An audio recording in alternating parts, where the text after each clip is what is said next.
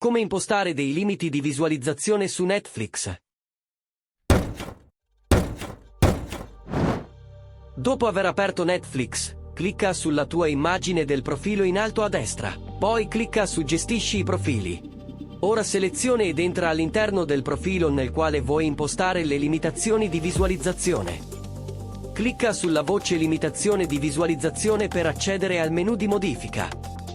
Inserisci la password e fai clic su Continua. All'interno di questa pagina, puoi utilizzare questa specie di grafico per impostare una limitazione. Ad esempio cliccando su 10+, come nel mio caso. All'interno di questo profilo verranno mostrati solo titoli con classificazione fino alla fascia 10+. All'interno di questa barra invece è possibile inserire il titolo di una serie TV o di un film per bloccarlo singolarmente. Clicca su Salva per confermare il tutto.